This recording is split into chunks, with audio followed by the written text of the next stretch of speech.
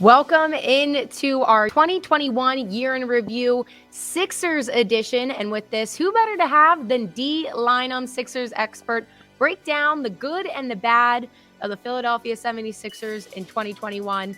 So, Dei, the Sixers are currently sixth in the East. They've clearly had some troubles to begin this season, but they entered 2021 looking very promising and even went on to win the East last spring. Can you give us a run through of how the Sixers have gone from so promising in January 2021 to now being so unpredictable as we get ready to start the new calendar year? Well, obviously, the first thing would be that you don't have an all-star playing for you in Ben Simmons. And I don't think you could have predicted, one, how the playoffs would go for him personally and how they would end for the team as a whole. So that was part of it, and how that story continues to still be ongoing because he's not playing for the Sixers and he's not being traded somewhere else yet. So I think that's the biggest difference. And I think, to be honest, Sam, when they got hit by COVID early in this season, which Joel missed 9 games, Tobias was out for that kind of chunk of games, and then others as well. But those two guys, they took a hard hit then. And I don't know that they've totally recovered from that. The thing is there's a lot of teams clumped in the middle there. Brooklyn has managed to stay out in front, but there's a lot that are very tightly put together, which also means you can be bounced into a play-in seed very easily with a couple of losses, but you can also move up in the standings pretty quickly with a short little winning streak. So I think that's how I look at it right now. You said how COVID affected the Sixers. Do you think that it's possible that, obviously it's still a big problem right now, that it might affect another team that is in front of them and that could kind of boost the Sixers down the line? Well, I think like when you say you're going to play the Raptors tonight, you don't know who you're playing. That's part of where they are still in the middle of this. So yeah, it can, but it can go either way because you don't know who you have available either.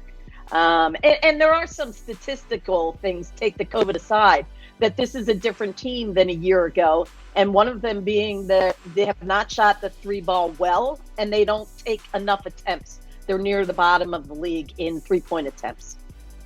You already mentioned it, that one of the biggest differences from this time last year has been this Ben Simmons saga.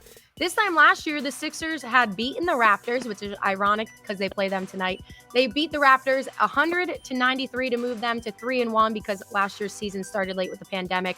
And Ben Simmons had a double-double in that game with 11 points, 13 rebounds, and was 5 for 8 from the free throw line. Then fast forward to this time this year, we still haven't seen Ben Simmons on the court. He's surrendered over $9 million now. How did we get here with Ben Simmons? Well, first of all, let's go to what you miss most about him. And ironically, their defense actually has been pretty good in terms of what they allow points-wise for their opponents. And I think we thought we would miss him. And you do miss him on given nights in terms of guarding perimeter guys that are the high-level ones. But the biggest thing to me is their pace. And Doc always used to talk about, playing with pace. A lot of that had to do with him. And they were 11th in the league in pace last year. And this year they're 29th. And what pace is possessions.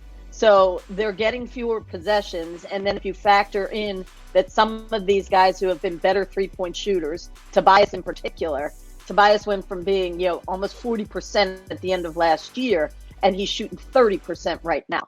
So things that jump out that drastically, the pace would be one, and then the drop off in guys that were pretty good at shooting the 3-ball and aren't. To me, those are the things. And then, Simmons provided a high-level guy. If you look at when Kyle Lowry leaves the Raptors to go to Miami, well, Miami's really pretty good right now, and the Raptors aren't so good. When Kawhi left San Antonio, and then he becomes, a championship guy with Toronto.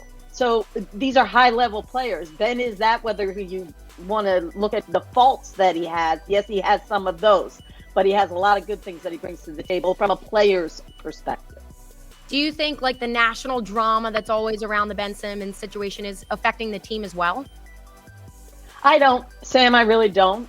I think, like anything, you miss a guy who's a really good player, but I don't think they get too much involved on a day-to-day basis with what people are saying about the guy. It's drug on for so long I Yeah. think a lot of them don't think about it at all. And you'd like to think that because they're at the professional level. There has been some talk lately about how Russell Westbrook's not really working out too well with the Lakers currently. What do you think about the possibility of a Russell Westbrook and Ben Simmons trade?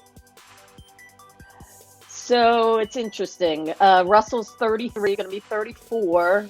Ben, we're talking about a 25. So from an age perspective, whenever somebody brings up a Russell or even a John Wall, just know that you are getting somebody way further into their career than what you have in a Ben Simmons. The one thing about Russell, I believe he only has one more year left on the contract after this one.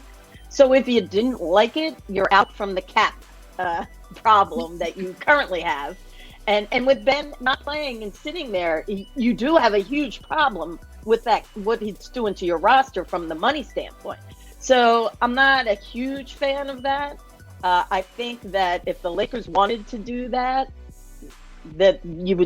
you'll see that it could get done. I always feel like whenever the Lakers want something, you saw it with Anthony Davis, eventually they get what they want.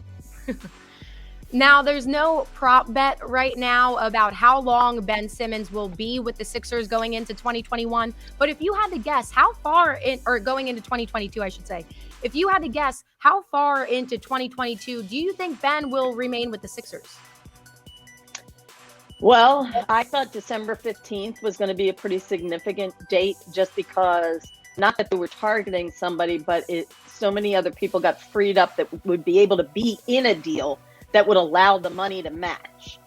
And clearly I was wrong on that. So now February 10th becomes the trade deadline. And Sam, I got to tell you, it's 50-50 to me, because I think if Daryl Morey doesn't think he's going to get something in return that allows him to be chasing a championship this year, then I strongly believe that he thinks he has more power in the offseason to get something back that he truly believes will be good. And so I think at the trade deadline, there's been some years the trade deadline, something really big happens. But a lot of times I think people feel like the smaller deals, because they're hard to do these kind of complicated, which I think might be a 3-4 team deal that are involved in the Ben Simmons eventually. So I would go 50-50, to be honest with you. It's going to be interesting to see. Dee, thank you so much for taking us through the good and the bad of the Sixers in 2021. And here's to hoping that things turn back around in 2022. I'm with you there.